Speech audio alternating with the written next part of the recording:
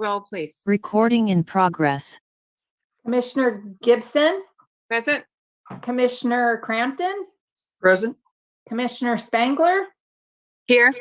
Commissioner McEwen, Here. Commissioner McCarthy, Commissioner Panetta, and Commissioner Schmidt. Okay, I call for approval of the minutes from the December 8th meeting.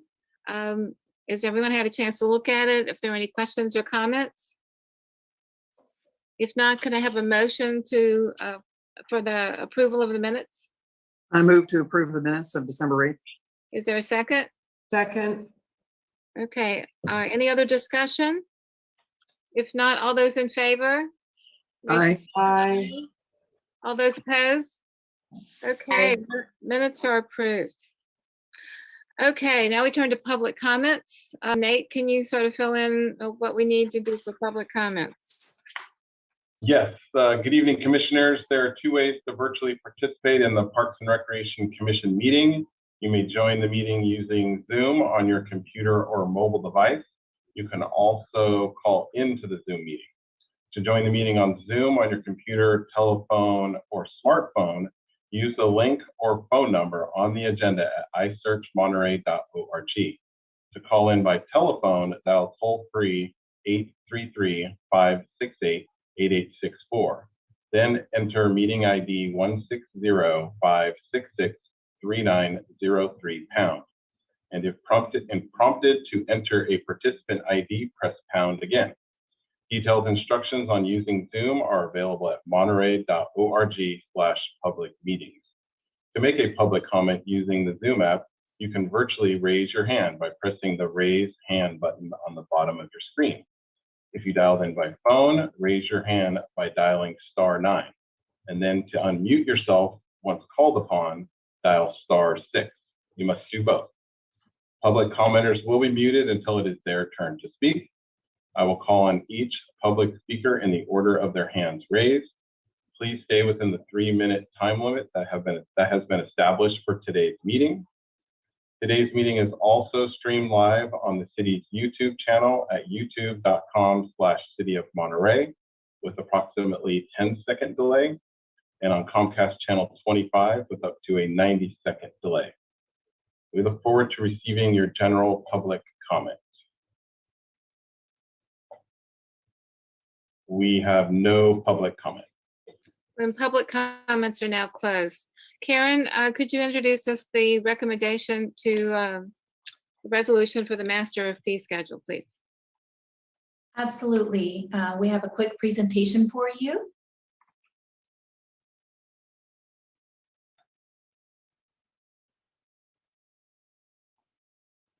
Thank you, Nate. So good evening, commissioners. Tonight we have a presentation regarding the adjustment of the Parks and Recreation fee schedule. Next slide. The presentation will explain important adjustments to the Parks and Recreation fee schedule in order to balance the needs of the community while also addressing the city's ongoing financial challenges. We will explain the need to raise fees and increase revenue, as well as simplify Monterey Sports Center memberships. Next slide. As we move through this presentation, we want to keep in mind our department commitments. As a service to the community, it's essential that the Parks and Recreation program fees remain affordable while still balancing the budget. The department is committed to providing quality programs and services at a reasonable price. We're also committed to remain innovative, thoughtful, and supportive of the people we serve. Next. So why now? On top of the need to invest in our facility infrastructure, the department also has to adjust revenue to the ever-changing cost of operations. The fees have just not kept pace with the increase in expenses. In addition to COVID-19 and the department reductions in staff and services, they've required us to rethink our business model. Now is the time to capitalize on this culture of change by reimagining and simplifying our business processes by leveraging technology to do more. The department has been grappling with a legacy software system that's well over 20 years old. We are now on the verge of launching a new software that will enable more convenient self-service 24/7. Next. The general fund budget for the Parks and Recreation Department is close to $12 million. This includes the Monterey Sports Center, multiple community centers, several sports facilities, special programs and events, and parks operations. This includes Veterans Memorial Park, campground, and urban forestry. Key factors in operational costs include the cost of utilities. They continue to rise and are up approximately 39%. There's also the cost of part-time salaries, with minimum wage increasing from $8 per hour in 2014 to $15 per hour in 2022. That's an increase of 88%. Not to mention the part-time labor market is extremely competitive right now, with public and private sectors struggling to attract and retain a part-time workforce. The cost of programs and supply materials have also risen due to the supply chain issues and inflation. The Bay Area Consumer Price Index, or CPI, has increased about 24% since 2014, or an average of 3.4% per year. Other cost considerations include COVID-19 expenses, such as enhanced cleaning, testing, sick leave, and personal protective equipment. Other costs associated with the restoration of programs, services, and staff also take its toll. Since 2014, fees increased 10%, and most recently an additional 5% with the establishment of the Facility Maintenance and Improvement Fund. Please keep in mind that the Facility Maintenance and Improvement Fund does not address the rising cost of staffing, utilities, supplies, and services. Because of this, the Parks and Recreation Department is recommending a proposed fee increase for both residents and non-residents alike. Next slide. Next up is simplifying the Monterey Sports Center memberships. The Monterey Sports Center membership structure was created nearly 30 years ago, and both the fitness and the recreation industries have evolved since then. Technology has also transformed the way the community shops for programs and services. Customers now conduct research, register for programs and services, and purchase products all from the palm of their hand, anywhere, anytime, day or night. As you may have noticed, the Monterey Sports Center has a wide variety of memberships based on age, residency, and length of time commitment. That's 3 months, 6 months, or 1 year. Our proposed model will still include a multitude of options based on age and residency, only now we'd like to add a teen membership for 13 to 17-year-olds.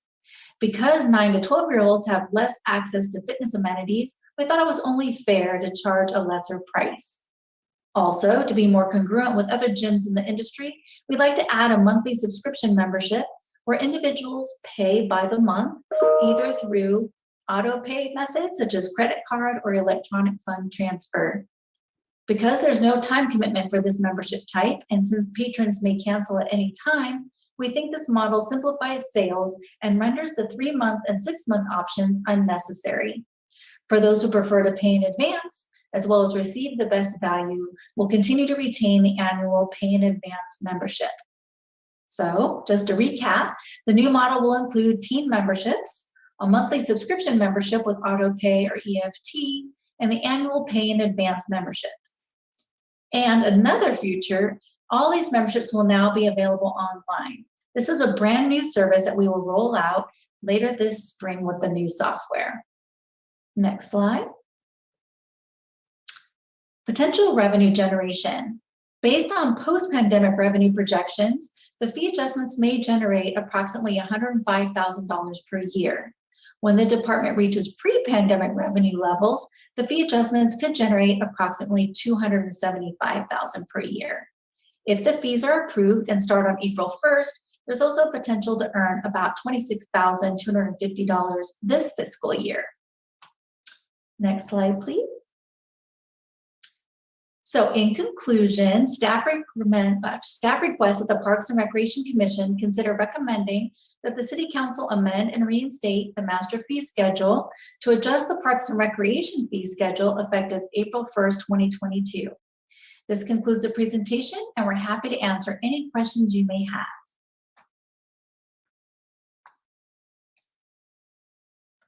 So are there any questions from the commission on the presentation? If there are no questions, are there any public comments on this presentation? Again, a reminder, if you'd like to make a public comment, press the raise your hand button at the bottom of your screen. If you've dialed in by phone, press *9. There are no public comments. Okay, public comments are now closed. We return to the commissioners for questions, comments. If not, we can proceed to vote. Are there any? If they're not, would anyone care to make a motion to approve this new resolution? I think Sid, you're muted. Sorry, I move that we approve this resolution. Okay. second. Okay. If all those in favor? Aye. Aye. Oh, I see Lacey's hand good too. All those opposed? Okay, the motion carries.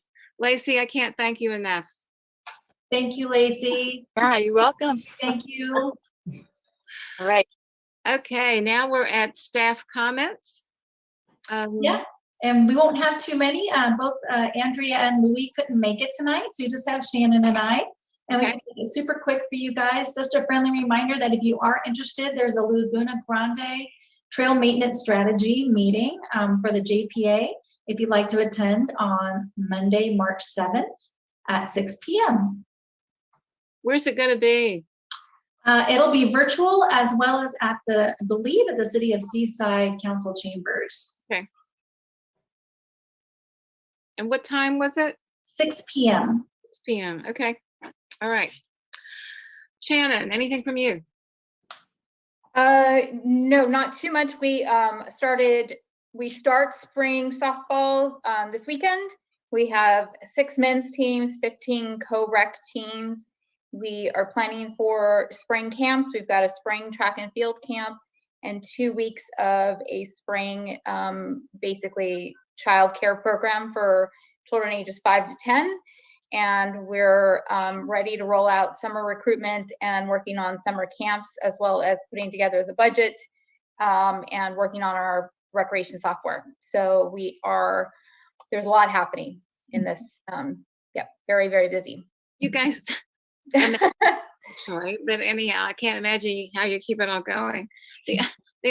Since Louis isn't here, the only comment I'd make is I actually walked to the sports center today, and it looks pretty bad around where the ball fields are. The walkway, I don't know who's in charge of that, but the grass is getting pretty high. Okay, I will let him know. It might be a VIP project for next week. Just an idea. I heard that the weeds were actually growing faster and more this year. We've had some challenges even keeping up, like on the stairs at Betts Park and a few other places. We've had to do more than usual, which I was surprised with less rain. So I'm not quite sure what's going on with that, but I will follow up with him for sure. Well, I admit we didn't work this week either, so it's my fault too. Oh. Okay. Any other comments from commissioners?